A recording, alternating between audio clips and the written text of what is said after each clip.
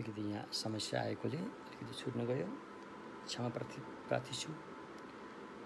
अनि अहिले भर्खर हामीले आर्गन पाद्यमको कुरा गर्दै थियौँ र बत्तीको कुरा आइसकेको थियो र सेराप डोन्मे रे हामीले जति पनि बत्ती बाहिर चढाएका हुन्छौँ, बाहिरी बत्ती त त्यो छँदैछ, चढाउने गरेका छौँ। र त्यो बत्ती चढाए बापत हामीमा भित्री बत्ती हुनु पर्यो, भित्री दीप प्रदीप हुनु पर्यो। त्यो भनेको सेराप डोन्मे, सेराप प्रज्ञा हुनु पर्यो। बत्ती र प्रज्ञा मिल्दोजुल्दो छ। जसरी बत्तीले अन्धकार हटाउँछ त्यस्तै प्रज्ञाले पनि अविद्याको अन्धकार हटाउँछ। भले त्यो घरमा पुरानो पुरानो अँध्यारो भए तापनि भर्खर बालेको बेबी बत्तीले त्यो अँध्यारोपनलाई हटाउँछ र त्यो अँध्यारो हट्नुपर्छ। यही नै प्रकृतिको नियम हो। त्यो अँध्यारोले म त रैथाने अँध्यारो हुँ, पहिलेदेखि म आएको हुँ, त भर्खर बलेको बत्ती को कारणले म हट्दिनँ भन्नु मिल्दैन, वो हट्नै पर्छ। त्यस्तै हाम्रो मनमा पनि अनादिकालदेखि आएको जुन अविद्याको अन्धकार छ, त्यो अन्धकारलाई पनि प्रज्ञाको बत्ती, प्रज्ञाको दीपको प्रकाशले हट्नुपर्ने हुन्छ र त्यो हट्छ पनि। र त्यसको निमित्त चाहिँ हामीले चाहिँ सेराप डोन्मे भनेर चाहिँ भित्रको बत्ती चाहिँ प्रज्ञा ज्ञान भयो, बाहिरको बत्ती बाहिरको भइहाल्यो होइन।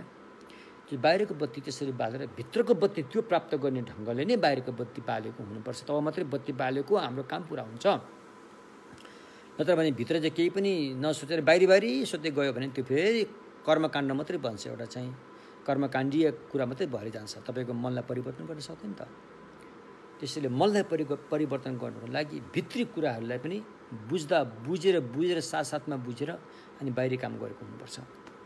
त्यस कारण सेराप डोन्मे धेपा पुइछि छो, धेपा पुइछि छो, धेपा।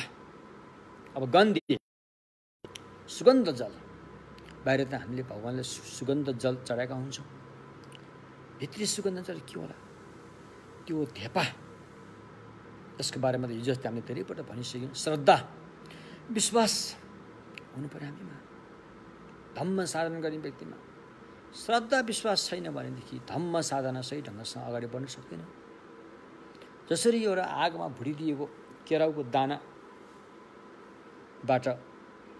बिरुवाको आशा गर्न सकिन्न, त्यस्तै श्रद्धाविहीन व्यक्तिबाट धम्मको आशा गर्न सकिन्न रे। त्यसैले श्रद्धा हुनु जरुरी छ। तपाईँमा विश्वास हुनु पर्यो।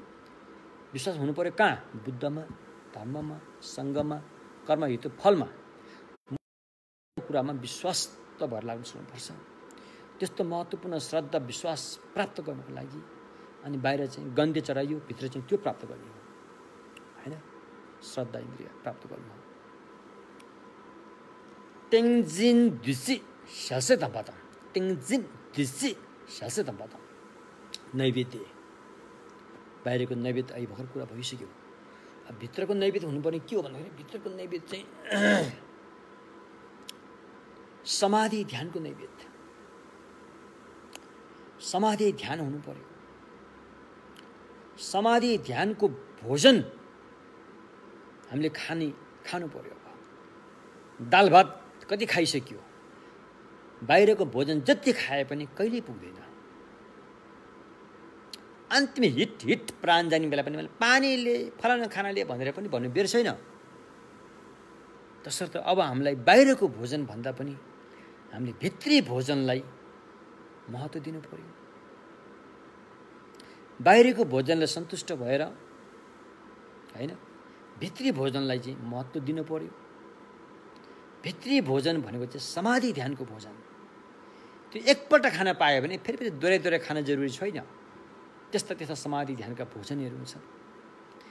त्यो समाधि ध्यानको भोजन खाएर दिशा पिसाब पनि जानु पर्दैन, बाथरुम टोयलेटको आवश्यक पनि पर्दैन।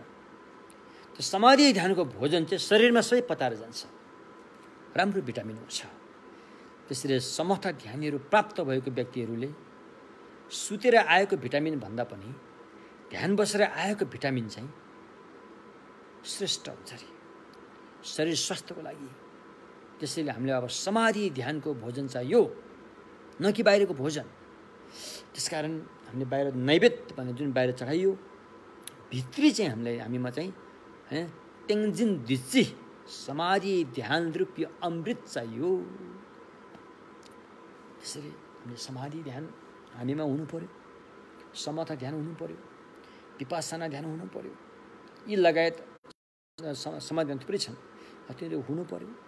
तिनीहरूलाई हामीले भोजनको रूपमा स्वीकार गरेर अभ्यास गर्नु पर्यो। बाहिरी भोजन चाहिँ खानु त परिहाल्छ। मानवको चोला पाएपछि खानै नखाएर बस्ने भने चाहिँ यता कता फाटफुट सुनिहाल्ला, केही दिनसम्म खाना खाएर बस्नु, नत्र अधिकांश खाना खानै पर्ने हुन्छ। भगवान बुद्धले पनि खाना लिनुभएको होइन। तर अर्को भित्री भोजन भन्यो त्यो चाहिँ समाधि ध्यानको भोजन, त्यो धेरै पवित्र भोजन हुन्छ। त्यस्तो भोजन हामीले पाउनु पर्यो रे। अनि शब्द तोयाङ्गे बेसिङ्गे डाजिन्छ, तोयाङ्गे बेसिङ्गे डाजिन्छ। बाहिर त अब म्युजिकहरू बजेर घन्टीहरू, विभिन्न ग्यालिङहरू, विभिन्न वाद्य वादन बजाएर पूजा गरिन्छ। भित्रीको वाद्य वादन भनेको चाहिँ सद्गुण गाउनु रे, गुणगान गर्नु रे, भगवानको गुणको गान गर्नु रे होइन। त्यो यहाँ मधुर स्वरले गुणगान गर्नु नै, त्यस्तो खालको गुणगान आफूमा हुन सक्नु पर्यो, त्यो क्षमता हुन सक्नु पर्यो। हो त्यो गर्नु। यो गुणगानको बारेमा म एउटा घटना प्रस्तुत गर्न चाहन्छु। त्यति बेला भगवान श्रावस्तीको जेतवनमा विराजमान हुनुभएको थियो। त्यहाँ एउटा डाँका अङ्गुलीमालाले उदण्ड मचाइरहेको थियो। ऊ जो मान्छे भेट्यो त्यसलाई मारेर औँला काटेर ऊ माला लाउँथ्यो र नाम पनि अङ्गुलीमाला भएको देखिन्छ। र ती अङ्गुलीमाला डाकालाई समात्नको लागि कोसलका राजा प्रसेनजितले सारा आफ्नो सैन्य शक्तिलाई लिएर अङ्गुलीमाला भएको तर्फ गइरहेका हुन्छन्। र राजाले सोच्छन् कि यी बाटोमा जेतवन छ जहाँ भगवान विराजमान हुनुभएको छ, भगवानको आशीर्वाद लिएर जाउँ भन्ने सोच आयो उनीमा। र यस प्रकार जेतवनतर्फ बढ्दै जाँदाखेरि त्यहाँ एउटा मधुर स्वर सुनियो। यति मिठो स्वर थियो कि त्यो मान्छे त मान्छे नै भइहाल्यो। हात्ती घोडा धरी पनि हिँड्नै मानेन। त्यो स्वर सुनेर मन्त्रमुग्ध भयो। तसर्थ राजालाई पनि अचम्म लाग्यो, राजा पनि आश्चर्यचकित भए। यस्तो मिठो स्वर, उसले चाहिँ भगवान बुद्धको गुणगान गरिएको थियो त्यहाँ, मधुर स्वर होइन, एज अ मेलोडी साउन्डबाट चाहिँ भगवान बुद्धको गुणगान गरिरहेको थियो। राजाले सोचे कि ओहो, म यस्तो मिठो स्वर, त्यो मान्छेको स्वरै यस्तो छ, अनुहार कति सुन्दर होला हो, त्यो मान्छेलाई एकपल्ट भेट्नु पनि पर्यो। अनि भगवानको आशीर्वाद पनि लिएर अनि अङ्गुलीमाला डाकालाई पक्र्न जानु पर्यो भन्ने सोच राखेर जेतवन नजिक अनि उनी आफू बग्गीबाट ओर्लेर जहाँ भगवान हुनुहुन्थ्यो त्यसतर्फ गए। गइसकेपछि भगवानको आशीर्वाद लिएर अनि भगवानले थापाइकन, हे राजन तिमी कहाँ जान लागेका छौ त भन्दाखेरि यस्तो एउटा अङ्गुलीमाला भन्ने डाकाले होइन आतङ्क मच्चाइरहेको छ, म त्यसलाई चाहिँ समन जान आँटेको भन्छन्। अनि भगवान बुद्धले उसलाई त यसरी बाहिरी बल शक्ति प्रयोग गरेर त उसलाई समाउन सकिँदैन, उसलाई त भित्रको शक्ति प्रयोग गरेर मात्रै समाउन सकिन्छ। त्यति बेला भगवानले पहिले नै अङ्गुलीमालालाई ज्ञान दिएर होइन सही मार्गमा ल्याइसक्नु भएको रहेछ। अनि त्यसपछि अहिले यहाँ एउटा मिठो स्वर सुनेको थिएँ मैले, भगवानको गुणगान गरेको स्वर मैले सुनेँ। म एकदम त्यो स्वरबाट मन्त्रमुग्ध भएँ। यी मेरा हात्ती घोडा पनि होइन चल्न मानेनन्, उनीहरू पनि सुन्न थाले। त्यो भिक्षु को होला, म उहाँको दर्शन गर्न चाहन्छु। यति मिठो स्वर, यस्तो राम्रो स्वर, उहाँको अनुहार कस्तो सुन्दर होला, म एकपल्ट दर्शन गरेर गर्न चाहन्छु भन्दाखेरि अनि भगवानले म एकपल्ट दर्शन गरेर उहाँलाई चाहिँ पुरस्कार दिन चाहन्छु भने। अब बुद्धलाई यो कुरा थाहा छ त्यो भिक्षुको। अब त्यो भिक्षु देखेपछि त्यो राजाले पुरस्कार दिँदैन भन्ने कुरा भगवानले जान्नुहुन्थ्यो। अनि भगवानले तिमी पक्कै पुरस्कार दिने हो भनेर वाचा गर्यौ भने त्यो भिक्षु तिमीसँग तिमीको भेट्न आउँछ। मैले त यसलाई त के अरे उपहार दिन मन पनि लागेन हो भन्ने। अब बाचा त गरिसक्यो त्यही भगवान्लाई बाचा गरिसक्यो, दिनै परिहाल्यो होइन। अब भगवान्लाई थाहा थियो, त्यसले पछि त भिक्षु देखे, भिक्षुको रूप राम्रो नभएको देखेपछि राजाले उपहार दिनुहुन्न भनेको त भगवान्लाई थाहा थियो। अनि भगवान्ले बाचा पहिल्यै बाचा गरिसक्नु भएको थियो। अनि उसले त्यो उपहार पनि दियो र पछि चाहिँ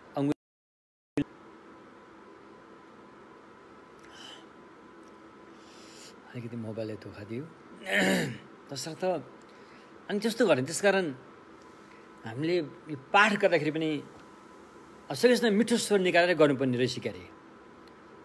हाम्रो स्वर एकदम धोत्रो हुन्छ, राम्रो स्वर त हुँदैन क्या। त्यही पनि सकेसम्म स्वर चाहिँ मिठो मेलोडी स्वर भगवान्को त्यो मलमहरू पाठ गर्दाखेरि होइन मिठो स्वर निकालेर पाठ गर्नु। त्यसरी गऱ्यो भनेदेखि अनि अब यो लकुण्ठक भन्ने भिक्षु यस्तो कुरूप रहेछ। यस्तो कुरूप मान्छेको स्वर मिठो कसरी भयो भगवान्? यसले पहिला के कर्म गर्यो होला भन्दाखेरि त्यसो कर्म पनि छ भन्नुभयो। पहिला कुनै बेलामा यो एउटा देशमा थियो, त्यो देशको राजाले चाहिँ छोड्थेन बड्के ठुलो स्तूप चाहिँ बनाउन लागेको रहेछ अरे। त्यसको मेन मिस्त्रीले चाहिँ त्यो काम गर्न दिक्क लागेछ अरे। काम त गर्नु परिहाल्यो, राजाको आदेश हो, काम त गर्नु परिहाल्यो। तर उसको भित्री मनदेखि नै त्यो छोड्थेन बनाउनलाई त्यो श्रद्धा भने आउँदै आएन उसलाई। एउटा करकापले किन बनाएको होला, ठुलो न यो बस्ने घर न के हो, यति धेरै धन खर्च गरेर यो राजाले किन बनाएको होला भन्ने मात्रै सोच राखेर त्यसलाई छोड्थेन बनायो। आखिरमा छोड्थेन पुरा भयो। अनि त्यसो चाहिँ भव्य त्यसो चाहिँ प्राण प्रतिष्ठा राख्ने पनि भयो। भएपछि त्यो मिस्त्रीले सोचेर ओहो मैले त जबदेखि यो छोड्थेनको काम प्रारम्भ भयो तबदेखि नै मेरो सोच राम्रो आएको छैन यो छोड्थेनपट्टि। अब भएन, मैले यस्तो होइन नराम्रो सोच मात्रै ल्याएँ, त्यो तरिका राम्रो भएन। अब म यो छोड्थेनलाई के गर्छु भनेर एउटा घन्टी ल्याएर चाहिँ घन्टी चढाएछ अरे। त्यो मिस्त्री यही भिक्षु अरे होइन। उसले छोड्थेन बनाउँदाखेरि अपमानको भावनाले काम गरिरहेकोले यसको कुरूप भयो। तर अन्तिममा पश्चाताप भएर स्तूपमा घन्टी चढाएकोले यसको स्वर मिठो भयो भनेर भगवान्ले कर्म हेतु फल बारेमा यसरी आज्ञा हुन्छ होइन। तसर्थ हामीले पाठ गर्दाखेरि चाहिँ एकदमै मिठो स्वर निकालेर गर्नुपर्ने सिकाए होइन। र अहिले हामी महायान सूत्र अलङ्कारको धामन देशनामा छाम र केही अतिरिक्त कुराहरू मैले यसो भने। अब हामी मूल विषयमा जाउँ होइन। हिजो होइन छपारमिताको अभ्यास कसरी गरिन्छ, दान कसरी गर्नुपर्छ, शील कसरी लिनुपर्छ, शान्ति कसरी साधना गर्ने, वीर्यमा कसरी उत्सुकता बढाउने, ध्यानमा कसरी समाधिस्थ हुने, प्रज्ञाको विकास कसरी गर्ने भन्ने बारेमा हिजो हामीले धेरै कुरा भनिसक्यौँ। र यो छपारमिताको प्रतिपक्ष कसरी भन्ने बारेमा पनि हामीले कुराहरू गरिसक्यौँ। अब आज आएर चाहिँ हामी के गर्छौँ भन्दाखेरि चाहिँ यसरी छ पारमिता वा 10 पारमीसँग सम्बन्धित होइन यसका सद्गुणहरू क्वालिटीहरू के हुन् त भन्ने बारेमा आज हामी थोरै चर्चा गर्नेछौँ। सद्गुणहरू होइन छ पारमिता अभ्यास गरेर प्राप्त हुने हामीलाई पाउने नाफा होइन। नाफा के हुन् त? नाफा भने सद्गुणहरू के हुन् त भन्दाखेरि एउटा चाहिँ उदार विशालताको सद्गुरु प्राप्त हुन्छ। सङ्कुचित भावना होइन नि, त्यो त विशाल भावना गरेर अभ्यास गरेकोले फल पनि विशालै प्राप्त हुन्छ। त्यस्तो सद्गुरु प्राप्त हुन्छ र त्यो सद्गुण फेरि खोट लागेको हुँदैन, विशुद्ध हुन्छ। त्यो सद्गुण फेरि विशुद्ध हिसाबले शुद्ध हिसाबले प्राप्त हुन्छ। शुद्ध भए पनि त्यो फेरि कमसल खालको छैन, त्यो श्रेष्ठ उच्च कोटिको हुन्छ। त्यसकारण यो छ पारमिताको साधना गरेर प्राप्त भएको तपाईँले एउटा भगवान्ले एउटा बत्ती मात्रै बाल्यो भने पनि त्यसमा छवटै पारमिताको अभ्यास गरेको हुनेछ। तपाईँले भगवान्लाई चाहिँ यो पानी मात्रै चढायो भने पनि त्यहाँ छवटै पारमिताको अभ्यास गरेको हुनेछ। तपाईले कोही मगन्ती भिखारीलाई एक गाँस खाना मात्रै दान दियो भने पनि तपाईले यो कुरा बुझेर गर्नुभएको छ भने त्यहाँ 6वटै पारमिता अभ्यास गरिरहेकै हुनेछ। तपाईले कुनै असहाय बिरामीहरूलाई ओखती दान दियो भने पनि त्यहाँ पनि 6वटै पारमिताको अभ्यास तपाईले गरेको हुनेछ। तपाईले विभिन्न ठाउँमा पाटी पौवा रुख बिरुवा अनि के यो यो यो इनार कुवा पानी कुवाहरू खनेर चाहिँ हैन अनि एउटा चाहिँ सेवाको भावनाबाट चाहिँ त्यो काम गर्नुभएछ भने पनि 6वटै पारमितामा तपाईले काम गरेको हुनेछ। एउटा पारमिता ठानेर गरिरहनु पर्दैन। एउटै पारमितामा 6वटै पारमिताको अभ्यास गर्न सकिन्छ। दानको दान, दानको शील, दानको शान्ति, दानको वीर्य, दानको ध्यान, दानको प्रज्ञा अरे हैन दान एउटै दानको अभ्यासभित्र 6वटै अभ्यासलाई समेटेर अभ्यास गर्न सकिन्छ उपाय कौशलबाट। तसर्थ यस्ता सद्गुणहरू चाहिँ हामीले पाउन सक्छौँ। ल हेर्नुहोस् त त्यस्तो हाम्रो मान्छेको मन भने कति ताकतिलो रहेछ, मनमा कति शक्ति रहेछ हैन। यही मनलाई चाहिँ हरामी खराब ठाउँमा दुरुपयोग गर्यो भनेदेखि यसले फेरि खर्छ फेरि। तर यही मनलाई राम्रो हिसाबले सदुपयोग गर्न सक्यो भने यसले यस्ता सद्गुणहरू पनि पैदा गर्छन् रे। तसर्थ अब यी सद्गुणहरूको बारेमा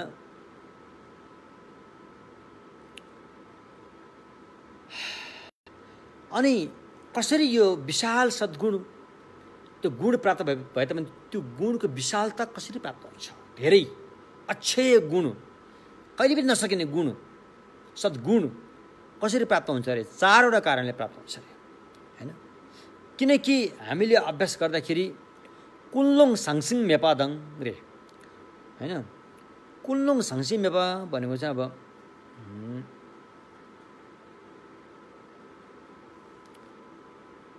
यदि भगवानको सम्यक मार्गमा रहेर अभ्यासको दायराभित्र बसिसकेपछि बुझ्नु भने के शरीरलाई त दान दिनलाई हिचकिचार आउँदैन भनेदेखि बाँकी बाहिर कुरोहरूलाई त के फरक परेर? त्यहाँ त अप्ठ्यारो माने कुरै छैन।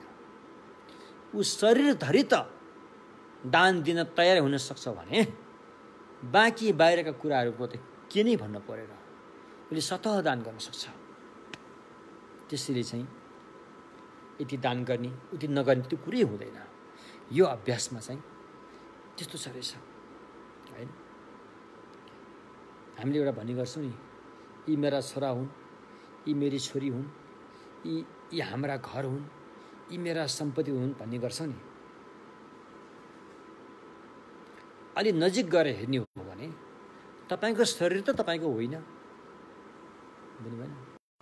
तपाईले हर दिन माया गरेर पालन पोषण गरेर पालेको यो शरीर त तपाईँको होइन भने अरू चिजबिज अरू व्यक्तिहरूको तपाईँको कसरी हुन्छ भन्ने कुरा आयो नि त। त्यसैले हामीले कुनै पनि चाहे परिवारलाई पनि आसक्ति गर्न हुँदैन, धन सम्पत्तिमा पनि आसक्ति गर्न हुन्न हैन, घरहरूमा आसक्ति गर्न हुँदैन। आसक्ति गरेकै समस्या आयो। त्यसैले आसक्ति मुक्त भएर ती कुराहरू प्रयोग गर्न मिल्छ। तसर्थ कुल्लोङ साङसिङ मेपा अरे कुल्लोङ साङसिङ मेपा भनेपछि अनि बुद्धिसत्वले आफ्नो शरीरधरि त उसले त्याग्न तम तयार छ भने बाँकी बाहिरका कुराहरूलाई त भन्नु नै के परेर अरे। त्यसरी चाहिँ खुलस्त भएर चाहिँ दान गरेको त्यस्तो चाहिँ अनि त्यसरी गरेको अभ्यासबाट चाहिँ विशाल फल प्राप्त हुन्छ। जसरी मनको भावना विशाल गराएर चाहिँ उसले चाहिँ अभ्यास गर्यो, त्यो विशाल अभ्यासबाट फल पनि विशाल भएर पाक्नेछ अरे। राम्रो फल फेरि हैन त्यो भयो। अनि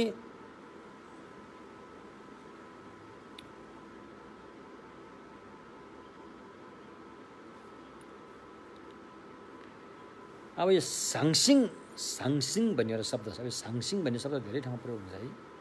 साङसिङ अब यो आमिष भन्ने शब्द प्रयोग, दानको बारेमा कुरा गर्ने हो भने आमिष भनिन्छ। दान सम्पत्तिहरू आदि आदिलाई साङसिङ भन्न सकिन्छ हैन। त्यो भनेको चाहिँ त्यो त्यसप्रति आसक्ति नभएर नै अभ्यास गर्नुपर्छ रे। भन्नुको तात्पर्य करुणाको बलले नै अभ्यास गर्नुपर्छ। तपाईँको हरेक अभ्यासमा करुणा हुनुपर्छ, करुणा साथसाथमा हुनुपर्छ। ज्ञान सुनाउने व्यक्तिमा पनि करुणा हुनुपर्छ, ज्ञान शून्यवालामा पनि करुणा हुनुपर्छ, ज्ञान सुनाउने कार्य गर्दाखेरि पनि करुणा हुनुपर्छ, होइन? कारण करुणा हरदम हर हमेसा हर पल हाम्रो साथमा भइरहेको हुनुपर्छ। करुणा भनेको पवित्र दयाको भावना। यो फलाना दुःख परेछ, यो दुःखबाट चाहिँ छुटकारा पाए हुन्थ्यो नि भन्ने खालको भावना, होइन? समझा थाम्चे दुङ्गालगी युद्ध ठलवर गुची भन्छन्, होइन? सबै प्राणीहरू दुःख स्वयं र दुःख निम्त्याउने कारण पाप कर्मबाट छुटकारा पाओस् रे। करुणा भने त्यो। तसर्थ करुणालाई नै अगाडि सारेर अनि बाँकी अभ्यास गर्नुपर्ने हुन्छ। करुणा नभइकन गरेको अभ्यास फेरि त्यो चाहिँ नुन नहालेको तिउन खाए जस्तै हो, होइन? नुन नहालेको तिउन त्यति स्वाद हुँदैन। त्यस्तै करुणा नभएको धम्म पनि त्यो खोक्रो धर्म हुन्छ, त्यसमा कुनै बुद्धि हुँदैन। त्यसैले हामीले गरेको हरेक अभ्यासमा, चाहे हामी पूजा गरौँला, चाहे जे गरौँला, चाहे ध्यान गरौँला, चाहे जप गरौँला, चाहे गुफा बसौँला, चाहे तीर्थयात्रा जे गरे पनि करुणा चाहिँ अगाडि नै भइरहेको हुनुपर्छ, त्यो, होइन? र यो करुणा भइसकेपछि अनि हामीले गरेको दान, जसलाई हामीले दान दिएर मद्दत गर्दैछौँ, त्यसको बदलामा मलाई केही पाउला कि भन्ने भावना हुँदैन, टोटली हुँदैन। केही पाउला कि भन्ने आशा हुँदैन, आशा गर्नु हुँदैन। केही नपाउला कि भनेर शङ्का पनि गर्नु हुँदैन। तसर्थ आशा र शङ्काबाट मुक्त भएर करुणालाई अगाडि सारेर यो अभ्यास गर्नुपर्छ। हामीले हरेक अभ्यास, होइन, जुनसुकै साधना गर्दाखेरि पनि त्यो साधना गर्नुपर्छ। आशा र शङ्काबाट मुक्त हुने र अनि करुणालाई अगाडि राखेर अनि साधना गर्नुपर्ने हुन्छ। एवं प्रकारले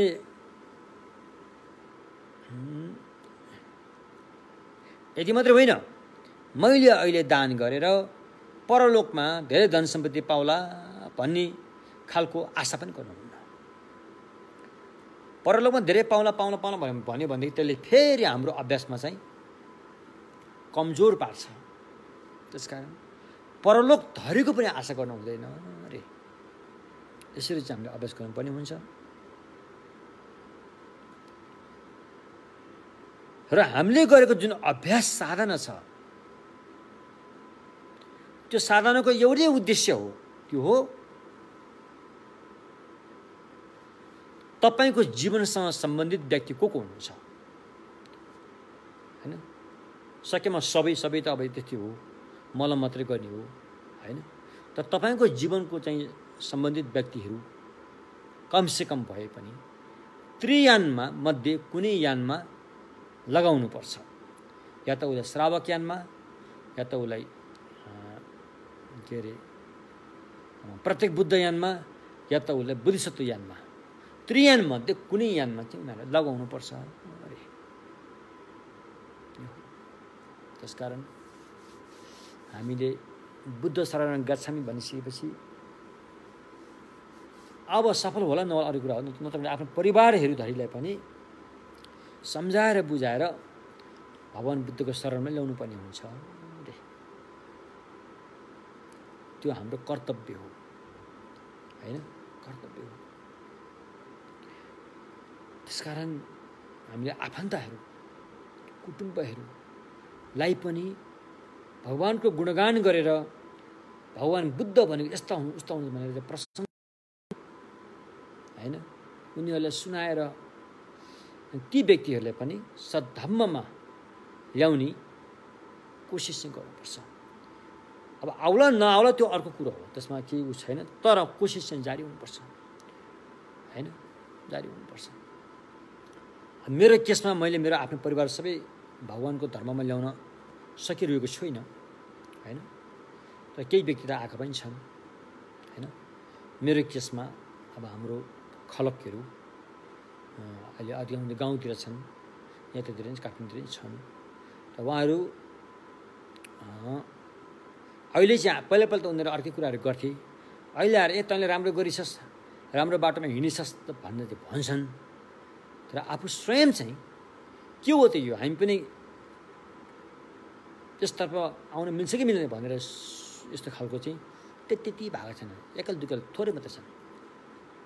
त्यस कारण हाम्रो प्रयास जारी छ होइन, प्रयास जारी छ। प्रयास जारी भएपछि अब उनीहरूको पनि आफ्नो कर्म हुन्छ। फेरि भगवान्को समयको मार्गमा आऊ कि आऊ भनेर भन्नु पनि मिल्दैन होइन, मात्र बाटो देखाइदिने हो। आउने नआउने उसको खुसी हो, कुरो त्यो। तसर्थ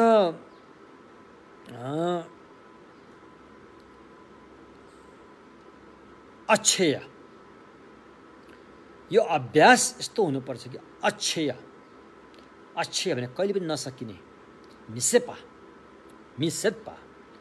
कहिले पनि नसकिने होइन, त्यस्तो हुनुपर्छ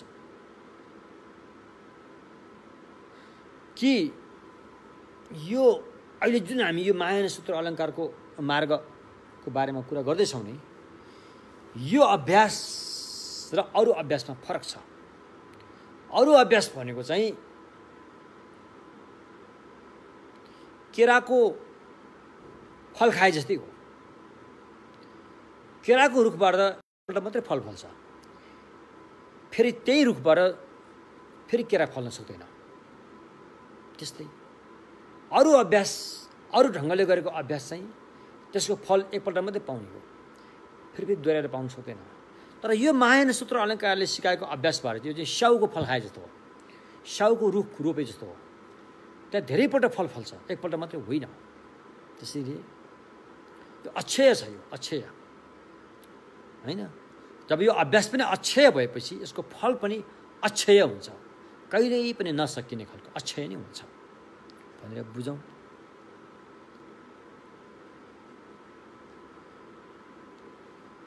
अब हामीले गर्ने साधारण अभ्यास, सांसारिक सामान्य व्यक्तिहरूले गरेको अभ्यासहरूबाट के पाइन्छ त? स्वर्गलोक पुगेपछि पुग्छ भन्नेहरू पनि छन् नि। स्वर्गमा पुगेँ भने त मेरो लागि भयो, मैले धर्म गरेको अन्तिम फल त्यही हो भन्नेहरू पनि छन् नि। हो त्यस्तो खालको सोच राखेर गरेका छन् भने उनीहरूको अभ्यासको फल स्वर्गमा पुगेपछि टुङ्गिन्छ, त्यहाँबाट अगाडि बढ्न सक्दैन। श्रावक ज्ञानको चित्त उत्पाद गरेर तपाईँले अभ्यास साधना गर्नुभएको छ भने त्यो अभ्यासको फल श्रावकको अर्थमा पुगेपछि त्यो सकिन्छ, त्यहाँबाट अगाडि बढ्न सक्दैन। प्रत्येक बुद्धको चित्त उत्पाद गरेर अभ्यास गर्नुभएको छ भने त्यसको फल प्रत्येक बुद्धको अर्थसम्म पुग्ने हो, त्यहाँबाट अगाडि जान सक्दैन। तर यहाँ त बोधिसत्वले चित्त उत्पाद होइन, बोधिमा चित्त उत्पाद, बोधिसत्वमा बोधि चित्त उत्पाद गरेर होइन गरेको यो अभ्यासबाट चाहिँ यसको फल चाहिँ सम्मासम बुद्धसम्म हुनसक्छ। सम्मासम बुद्धमा पुगिसकेपछि त्यो फल चाहिँ अक्षय हुन्छ, कहिले पनि नसकिने अवस्थामा त्यो स्थिर रहन्छ त्यहाँ होइन। त्यो कहिले पनि नसकिने अवस्था स्थिर रहन्छ भनेको त्यहाँ सम्भोग काया भन्ने एउटा प्राप्त हुन्छ। बुद्धको त्रिकायमध्ये सम्भोग काया भन्ने एउटा प्राप्त हुन्छ। हामी अन्तिम पुग्ने बिन्दु भन्ने त्यो हो। त्यस कारण त्यो सम्भोग काया प्राप्त भइसकेपछि कहिले पनि सकिँदैन होइन। त्यो पुण्य र ज्ञान, पुण्य सम्भार ज्ञान सम्भारले त्यहाँ काम गरि नै रहेको हुन्छ, त्यो सकिएर जाँदैन त्यो भनिन्छ कि हो। त्यो भयो एवं प्रकारले अनि विशालता, विशाल सोच विचारले अभ्यास गर्नाले त्यसको फल सद्गुण पनि विशालै प्राप्त हुन्छ भन्ने कुराहरू भर्खर हामीले भन्यौँ होइन।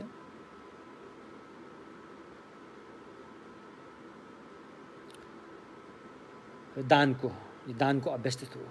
त्यस्तै अब शीललाई पनि त्यस्तै गरेर यसो क्रमैसँग 6 पारमितामा यसै गरेर अभ्यास जानुपर्छ, अभ्यासलाई लिएर जानुपर्छ। अब यी कुराहरूले हामीलाई के बताए त भन्दाखेरि चाहिँ हामीले कुनै पनि अभ्यास साधना गर्दाखेरि आसक्ति हुनु हुँदैन रे, होइन? आसक्ति भएर गर्नु हुँदैन रे।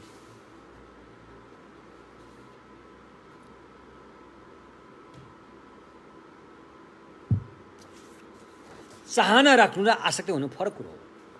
चाहना राख्नु असमय बुद्धत्व प्राप्तिको चाहना हुन्छ, तर त्यहाँ आसक्ति भनिँदैन, फरक कुरो हुन्छ। आसक्ति भनेको चाहिँ पक्ड्ने हो। यो चिज चाहिँ यो चिज मसँग भइरहनु पर्छ, यसले मलाई सुख दिन्छ, यस्तो गरेर एकदमै टाँसिएर बस्ने खालको भान मनमा आउँछ नि, त्यसलाई चाहिँ आसक्ति भनिन्छ।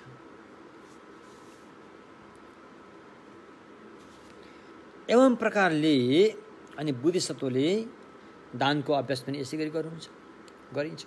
शीलको पनि, शान्तिको पनि, वीर्यको पनि, ध्यानको पनि, प्रज्ञाको पनि। आसक्ति मुक्त भएको भन्नु अर्थ के अरे, शङ्का र आशाबाट मुक्त भएर नै उहाँले अभ्यास गर्नुहुन्छ।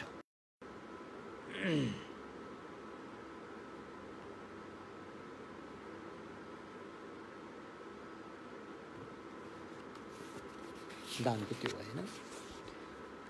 अब त्यस्तै गरेर शील भने मैले अहिले भर्खर भनिहालेँ। अब त्यो अहिले हामी त्यसरी एक एक गरेर भनिरहनु जरुरी छैन, तपाईँले कुरोको चुरो बुझिहाल्नुभयो। दानको अभ्यास, शील सबै अभ्यास चाहिँ आसक्तिमुक्त भएर गर्नुपर्छ भन्ने कुरा आयो। अब यी सबै कुरालाई चाहिँ छोटकरीमा समेटेर भन्नु पर्दाखेरि दान लगायत यी 6 पारमिताहरूको जुन यो वैपुल्य सद्गुणहरू अथवा सद्गुणका विशालताहरू, होइन, त्यो चाहिँ विशालताहरू एकदम फराकिलो ठुलो मन भएर गरेको हुन्छ। त्यस्तो बदलामा के पाउँला कि नपाउँला कि भनेर आशा र शङ्का मुक्त भएर गरेको हुन्छ। यो अभ्यास गरे बापत अरूको हितको लागि समर्पित भएर चाहिँ गरेको हुन्छ। यसरी गरे बापत प्राप्त भएको जुन सद्गुण छ त्यो अक्षय रूपमा प्राप्त हुन्छ। हो, यसरी बुझौँ। यो थियो विशालता गुणको कुराहरू, होइन? 6 पारमिताको अभ्यास गरे बापत कस्तो विशालता हामीले प्राप्त गर्छौँ त भन्ने कुराहरू आयो, होइन? कस्तो विशालता भन्ने कुरा भर्खर हामीले भन्यौँ। अब विशुद्ध गुण, विशालता मात्रै नभएर त्यसमा विशुद्धता पनि हुनुपर्छ, शुद्धता पनि आउनुपर्छ। त्यसमा अशुद्ध भयो, खोट भयो भने फेरि गाह्रो हुन्छ। त्यसमा शुद्धता पनि आउनु पर्यो। शुद्धता आउनुको लागि, होइन, जस्तो अब दानकै कुरा गर्नु हो भने दानको गुण कस्तो, सद्गुण कस्तो हुन्छ, सद्गुणको शुद्धता कस्तो हुन्छ भन्दाखेरि जब तपाईँले दानको साधना गर्नुहुन्छ,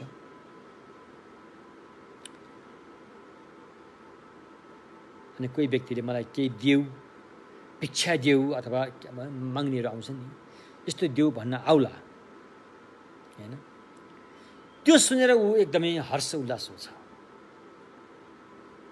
मलाई दान देऊ भन्ने शब्द सुन्न मात्रै के थियो, ल मेरो दान पारमिता पुरा हुनेवाला भयो, अब भगवान् बुद्धको नजिक हुनेवाला छु म भन्ने खालको एउटा चाहिँ अर्कै किसिमको सोच चाहिँ दिमागमा आउँछ।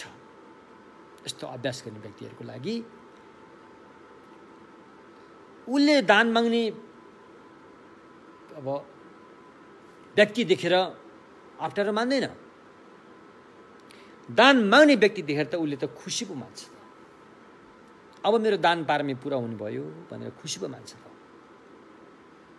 त्यस्तो खालको चाहिँ गुणमा विशुद्धता आउँछ। जसरी दान मागेर लिएर जाने व्यक्ति खुसी हुन्छ, त्योभन्दा लाखौँ गुणा खुसी तपाईँमा आउँछ। दान लिएर जाने भन्दा दिनेको मनमा ऊ खुसी भयो नि त। ऊ खुसी भएकोमा तपाईँ धेरै खुसी जागेर आउँछ। त्यस्तो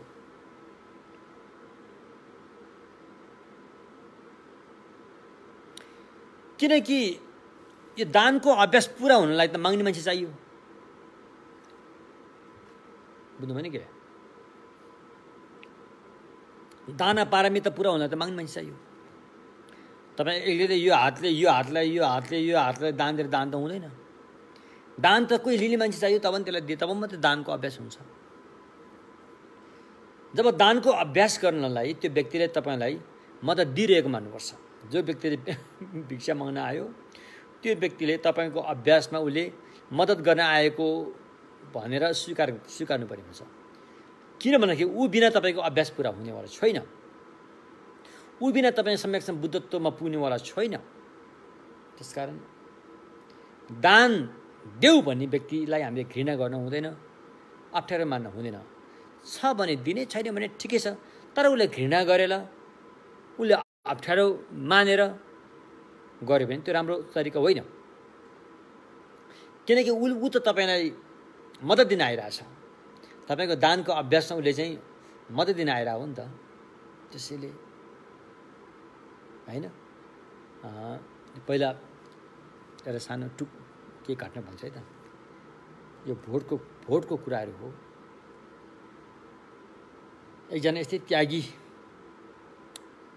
मित्रले चाहिँ आफ्नो धन दौलत घर बार सबै त्यागेर लासा भन्ने अब भोटको राजधानी लासामा आएर बसेछन्।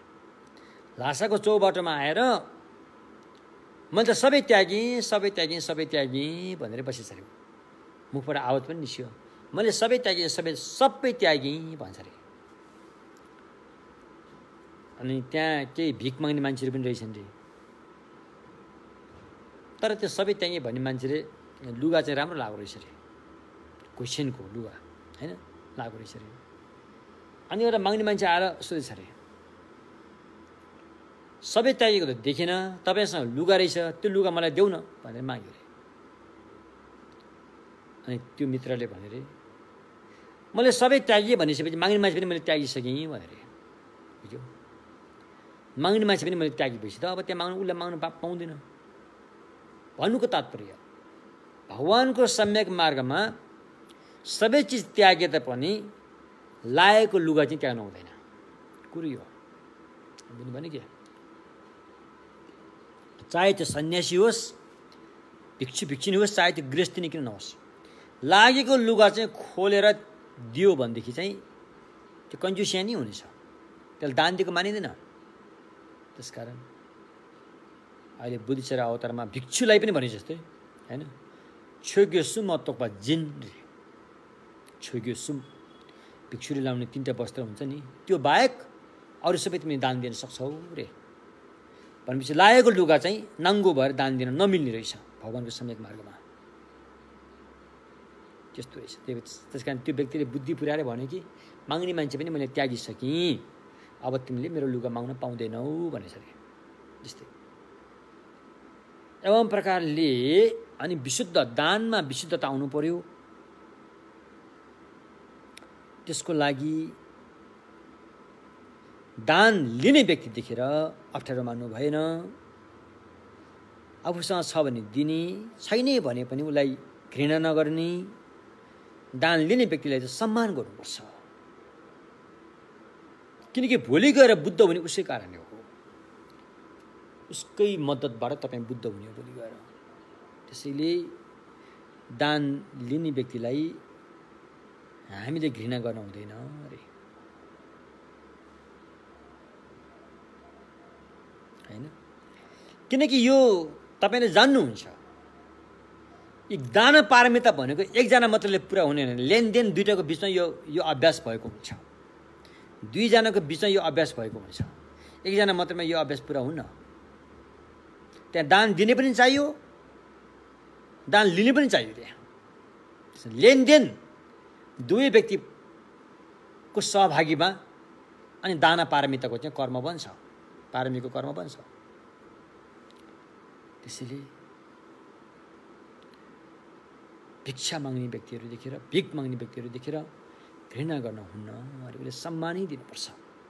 ऊ सम्मान दिन ऊ योग्य व्यक्ति हो, किनकि उसकै मेहनतबाट, उसकै कारणले, मेहनत नभए उसकै कारणले भोलि तपाईँ बुद्धत्व प्राप्त गर्न सक्नुहुन्छ। त्यसरी उसलाई चाहिँ सम्मान दिऊ, ऊ सम्मानको हकदार छ, न कि घृणाको। कुरो त्यो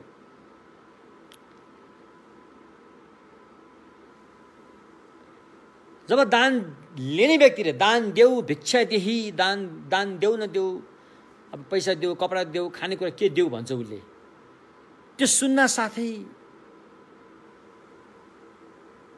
तपाईको मनमा यति हर्ष उल्लासित, यति सम्प्रहर्षित हुनुपर्छ कि त्यो दान माग्ने व्यक्तिलाई दान दिँदाखेरि जति ऊ हर्ष हुन्छ, खुसी हुन्छ, त्योभन्दा कयौँ गुणा माथि चाहिँ तपाईँमा खुसी हुनुपर्छ। व्यक्तिले त दान लिन्छ, अब के कप खाए के किने सक्यो उसको त तपाईँको त यहाँ अक्षय भइरहेछ, तपाईँको त यहाँ विशाल दान पारमिताको यहाँ कुरा भइरहेछ।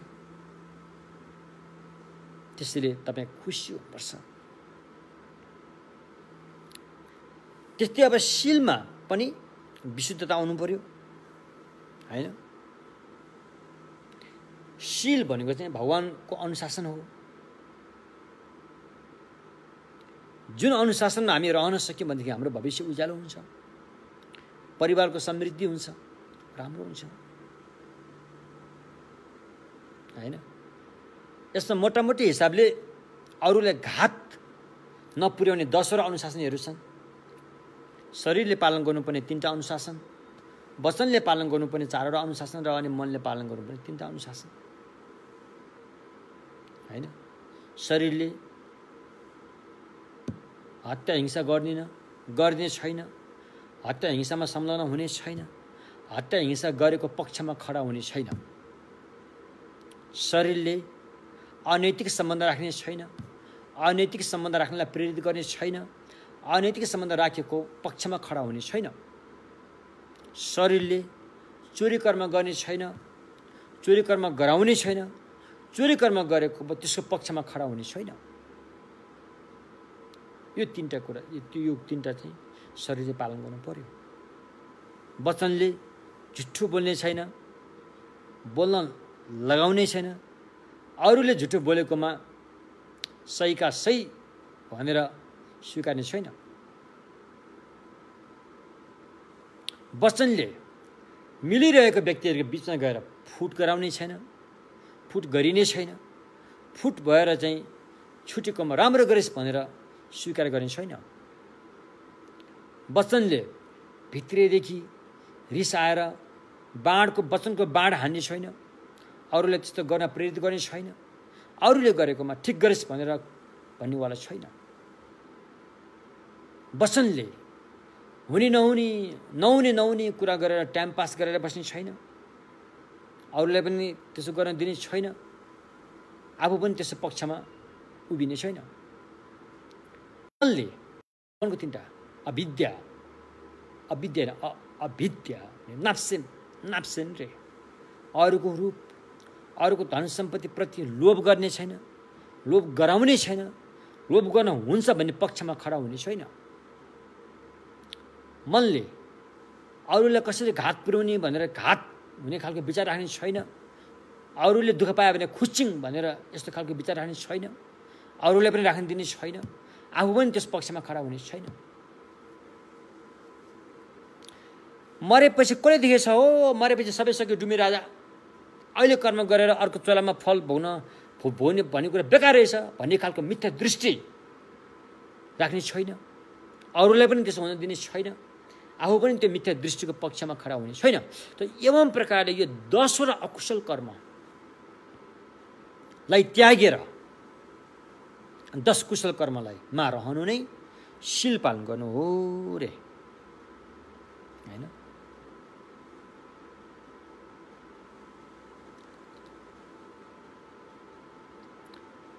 अब अरूको हत्या हिंसा गर्न छोडेर त्यसको बदलामा महाकरुणाबाट प्रेरित भएर, अनुकम्पा करुणाबाट प्रेरित भएर हैन अरूको ज्यान बचाउनतर्फ लाग्नु पर्यो, अरूको ज्यानको खातिर गर्नु पर्यो हैन। त्यस्तै अनि धन सम्पत्ति नै किन नहोस्, कति सकिन्छ, यदि छ भने अरूलाई मद्दत गरिदिनु पर्यो। त्यस्तै अनुमति लिएर यदि आफ्नो श्रीमानले माने भने अनुमति लिएर यदि श्रीमतीले मानिन् भने अरूको हित हुन्छ भने अरूको हितमा लगाइदिनु पर्यो हैन। एवं प्रकारले अनि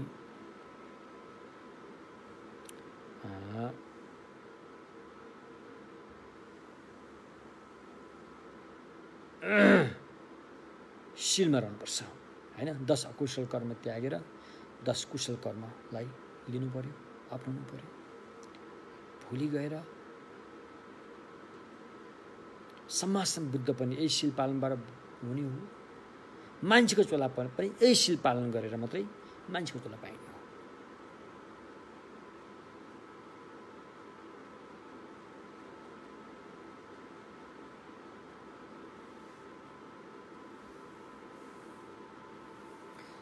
र यस्तो खालको साधना गर्ने व्यक्तिले अरूको हत्या हिंसा गर्ने छैन। आफ्नो अधिकारबाट बाहिर भएको अरूको सियो धागो धरीसम्म पनि चोरी गर्ने मनसायले लिने छैन। व्याभिचारले आफ्नो श्रीमान आफ्नो श्रीमती बाहेक अरूसँग शारीरिक सम्बन्ध राख्ने छैन हैन। त्यो त्यस्तै वचनको पनि त्यही हो। झुटो वचन बोल्न छोडेर सत्यवादी हुनु पर्यो, तथावादी हुनु पर्यो। कटु वचन बोल्न छोडेर प्रिय वचन बोल्न सक्नु पर्यो हैन। चुगली गर्न छोडेर फुटेका व्यक्तिहरूलाई मेलमिलाप गराउनुतर्फ मद्दत दिनु पर्यो।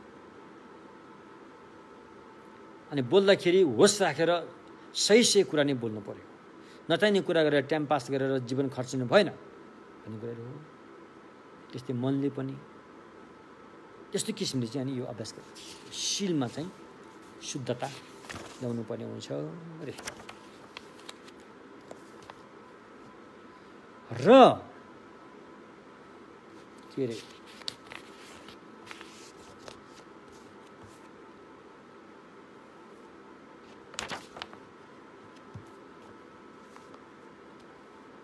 मैले भनिसकेको छु, यो अभ्यासको क्रममा सबभन्दा गाह्रो चाहिँ सम्भार मार्गमा हो।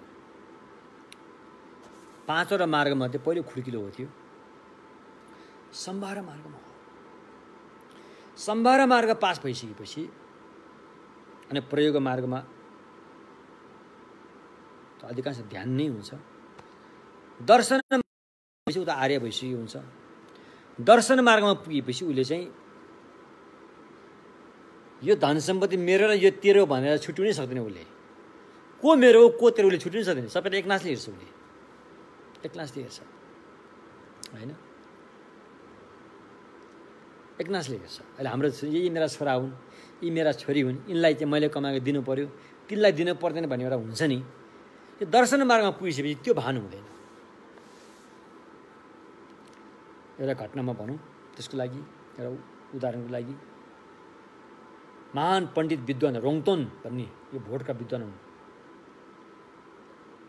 भोटका विद्वान रोङतोन भन्ने 13औं 14औं शताब्दीको हुनुपर्छ। उहाँ चाहिँ यस्तो विशाल ठुलो समूहलाई, ठुलो विशाल समुदायलाई धम्म देशना गरेर बस्नु भएको रहेछ। अनि उहाँको घरबाट खबर आयो, तपाईँको आमा 60 हुनुहुन्छ, तुरुन्तै भेट्न आउनु पर्यो भनेर खबर आयो। अनि त्यो रोङतोनले भन्नुभयो कि कुन चाहिँ आमाको जाउँमा भन्नुभयो उहाँले। यत्रो विशाल आमाको समूह मैले धर्मदेशना गरेर चट्ट छोडेर एकजना आमाको हितको लागि म जाउँ, त्यो त राम्रो हुँदैन भनेर आमाको देहान्त हुने बेला उहाँ जान सक्नु भएन। धर्मदेशना गरेरै बस्नुभयो। किनकि उहाँहरूको हेराइको लागि यी आमा र ती आमा भन्ने नै भएन, सबैलाई एक नासको हिसाबले हेरिसकेको हुन्छ जस्तो हुन्छ। र बोधिसत्व चाहिँ जब प्रथम भूमि प्राप्त गर्दछन्, यो 5 किसिमका डर भयबाट उनीहरू मुक्त हुन्छन् रे। छोवाच्छेदं छोवाच्छेदं छोवाच्छेदं छिदं मिङक न्यान्डोद खोर्गी जिग्डल त्यसलाई भक्सै नाम्पा मेरे। छोवा भनेपछि आजीविका रे।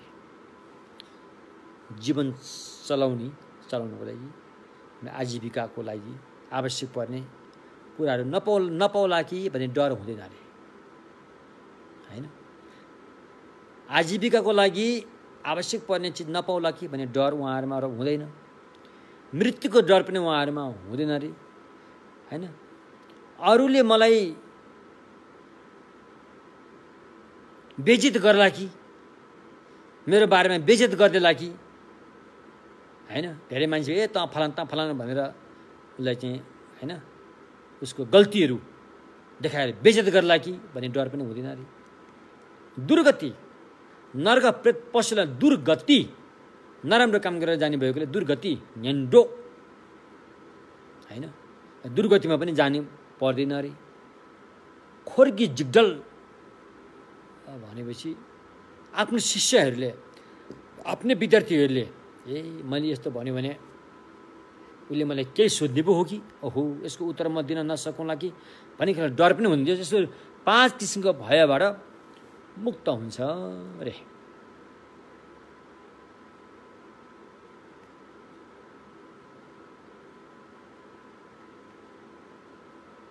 त्यसकारण यसरी मुक्त भएको व्यक्तिले कहिले पनि झुठो बोल्ने छैन। उसले ऊ तथावादी, ऊ सत्यवादी नै हुन्छ।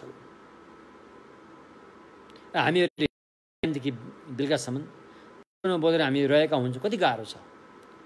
ठट्टा गरेर भए पनि हामी ढाँटिरहेका हुन्छौँ हैन। तर यो अवस्थामा पुगेका व्यक्तिहरूले चाहिँ कहिले पनि ढाँट्दैन। यस्तो हो। यहाँसम्म अहिले हामीले गुणको विशुद्धताको बारेमा कुरा गरिरहेका छौँ हैन। बाँकी फेरि अगाडि आउँछ। आजलाई यति नै गरौँ। आज हामी अलिकति यो 6 पारमिताको अभ्यासबाट कस्ता सद्गुणहरू हामीले लाभ गर्न सकिन्छ भन्ने बारेमा हामीले चर्चा गऱ्यौँ। हामीले यो पनि कुरा गर्यौँ कि एउटै अभ्यासमा 6वटै पारमिताको अभ्यास भइरहेको हुन्छ। जस्तो दानको दान, दानको शील, दानको शान्ति, दानको वीर्य, दानको ध्यान, दानको प्रज्ञा भनेर पनि हामीले भन्यौँ हैन। हामीले यो पनि भन्यौँ कि बोधिसत्व अभ्यास, यो अभ्यासमा जुन अभ्यास गरिन्छ यो अक्षय हुन्छ। यो कहिले पनि सकिँदैन। यो मतलब यो अभ्यास गरेबाट आएको फल, त्यो फल कहिले पनि सकिँदैन। त्यो फल चाहिँ अक्षय रूपमा झन् बढ्दै जाने हो। समाजसम्म, बुद्ध भूमिसम्म यो फल जान्छ हो। त्यो भयो। हस्, यति भन्दै आज यहीँ विश्राम गरौँ। भोलि फेरि हामी आउनेछौँ पुण्य परिणाममा। सोनम दियथम जे शिव यथम न्याय बेदना भम जे ने के गा ना जी बलन टु सिबे छलेन दो